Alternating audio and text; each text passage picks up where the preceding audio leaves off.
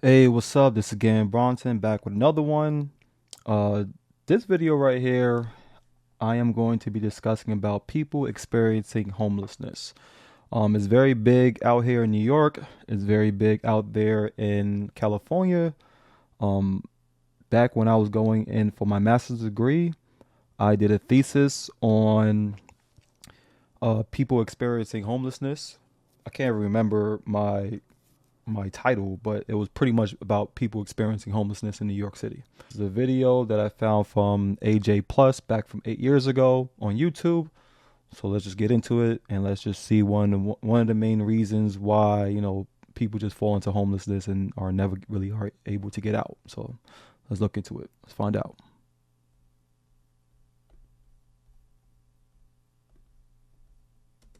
The world is cruel. Like my dad always told me, he said, this world will chew you up and spit you out, and that is the honest to God truth. Now I do agree uh if you don't have a great foundation, or not even about that, but what she just said. This world will chew you up if you're not on your p's and q's. For a man, especially for a man, and also for a woman, if you're not on your p's and q's. But yeah, it all starts from when you're younger. You need a great foundation. You need a great foundation when you need a good support system when you're going out there into the world. But if you don't have it, things can arise. So let's see what occurred in these individuals' lives, these two women, and let's find out what occurred in their lives to how they got to become homeless or experiencing homelessness, as you would say. Around 600,000 people are homeless on any given day in the US. Many assume that those on the streets have made the wrong choices in life or simply aren't trying hard enough. I spent time with two women who have been homeless for years to find out more about why it's so hard to get out of the cycle. What I will say is why it's one of the main reasons why it's so hard to get out of the cycle is in New York per se. People in New York, people experiencing homelessness in New York, some of them don't want to go into a shelter, and there's a plethora of reasons why they don't want to go into a shelter. Number one, the space isn't that great. You're on top of each other.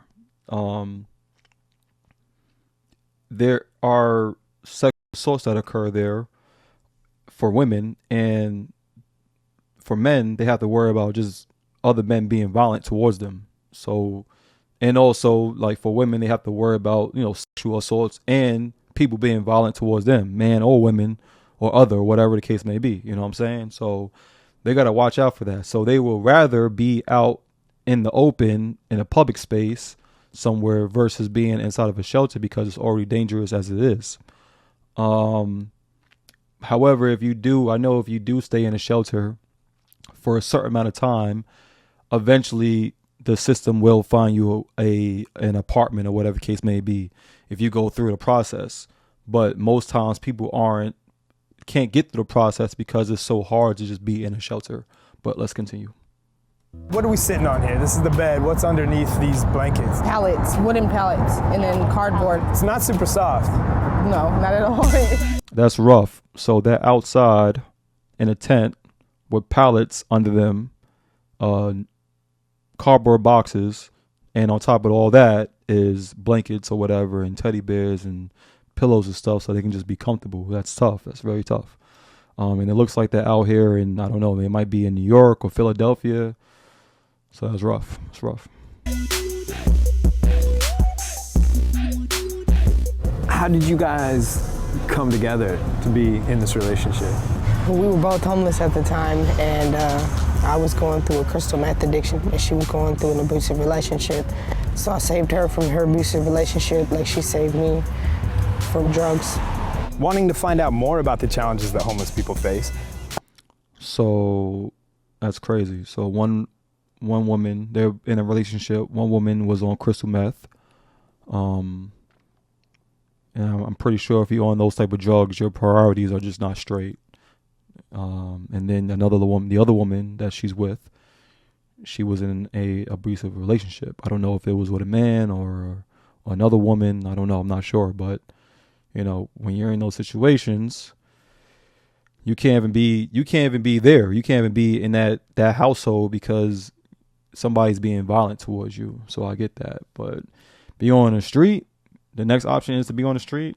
That's rough. That's rough. That's rough. Let's continue. I spoke with Laura Guzman, the director of a nearby homeless resource center. One of the most common denominators is people with histories of trauma. Among women, about 75 to 100% in many jurisdictions, women who are homeless have been impacted by child sexual abuse. So sometimes it's trauma, the reason, but oftentimes it's the inability to pay rent, making little money. Nationally, there are only 34 affordable units for every 100 extremely low-income renters. So it's not surprising that many people struggle to pay rent, even with an income. But when you're on the streets, finding and keeping a job becomes even more challenging. Challenges that we That's crazy. If I heard that correctly, majority of the time per building, like they have 34 housing units, but there's 100 people. You know what I'm saying? Those 100 people cannot get all 34 of those housing units.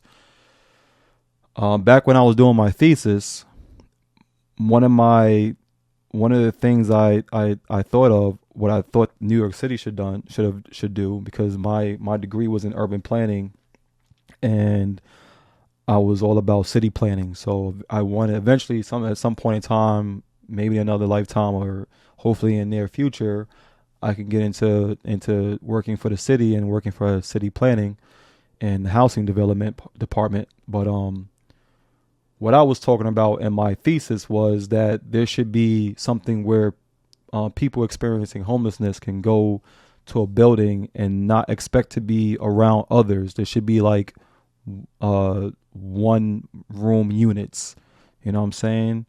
And with bathrooms in there and kitchens or whatever, just like something maybe like a studio apartment per se, maybe even smaller than that. But being in a situation where they don't have to feel like they're around others, you know what I'm saying? Where they have to worry about, okay, well, if I put my stuff here, if I walk away, is it going to be still there if I come back, you know? Or if I go to the bathroom, am I have to be worrying about somebody touching me or whatever the case may be, or bothering me or assaulting me, or, you know what I'm saying? So I suggested that there should be like one room units where a bathroom is in there, a kitchen is in there, and it's just a little bit smaller than a studio apartment, but they have their own space versus being in a shelter on top of each other. So that was something that I thought that the city should do, but you know, we don't know if that's ever going to happen. Who knows? But that was my idea for my thesis. But let's continue.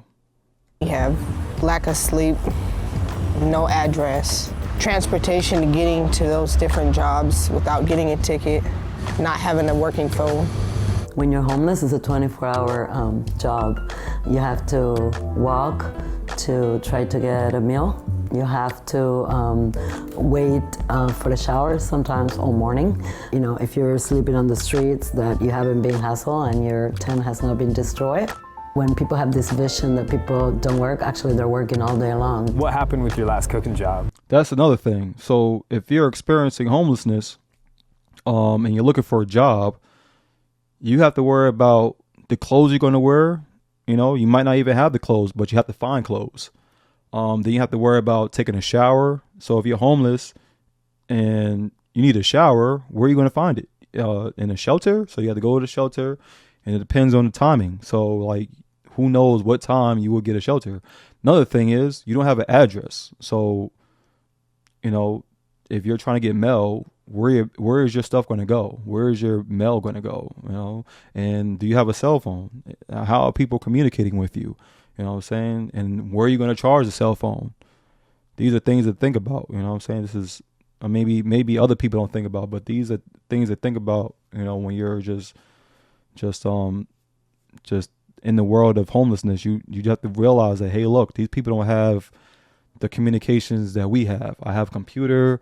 I have multiple computers. I have phones. I have a cell phone. Like, I have multiple ways of communicating with others where I'm at. These people don't, you know what I'm saying? So that's something to look to, like, and show empathy towards. So you never know. Let's continue. I quit one of them because we were moved around numerous times by Department of Public Works, and the cops doing their sweeps. Why quit a job if it's all you got? It's all we have is a tent, and that's some place to call home. So it's either go to work or protect your place to stay. A couple of days later, I stopped by Linda and Chanel's tent. Chanel was sitting outside sick with what she thought was food poisoning. So you guys are in the tent last night. Chanel's throwing up like crazy. What's that like, living on the street, being sick like that? And that's rough with the whole tent situation, because I remember a couple of years ago in New York City, in certain areas there were like tents on streets, and the NYPD came through and just did a sweep. They brought the garbage truck over, started throwing tents, and like people was like, you know, these people had stuff in there, you know, these people experiencing homelessness had stuff in there, valuable stuff, and they were just throwing their stuff inside the garbage truck, just getting rid of it. You know what I'm saying? That's hard. That's heartbreaking. You know, you know, you have, this is the last of the stuff you have that's valuable to you, and it's going into a trash can. That's rough. I mean, if you have empathy, you will understand, like, that's very sad to hear. You know what I'm saying? That they have nowhere to go. They don't even want to stay in a shelter. And then the last place that they want to call home, they can't even really call home because it can just be picked up and lifted up and just thrown in the trash can the next day. So it's very tough, very tough. It's really hard because you don't have everything that's needed to really take care of the person you're with, or yourself for that fact. For people living on the streets, transitioning from homelessness can seem like an almost impossible task, but that doesn't stop people from trying. I want better things for myself, but being in my predicament and what I used to do put me here. And once you're here, it's like you dug a 50 feet hole and you're trying to climb out, and every time you get dang near to the top, you slip and you're back down at the bottom.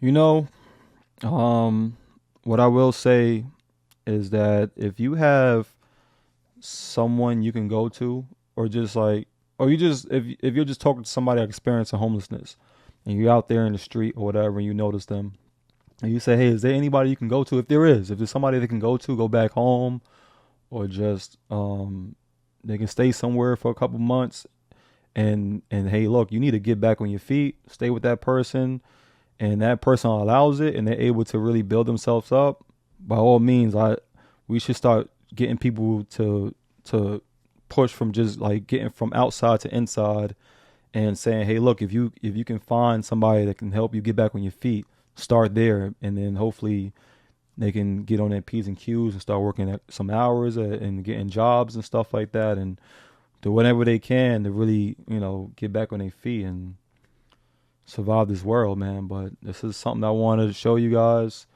This is something that I am interested in, and hopefully one day we can clear these streets of New York City of homelessness and get everybody housing. But this is something I wanted to talk about, and that's it. That's the end of the video. Like, comment, subscribe. Cameron Bronson, out. Peace.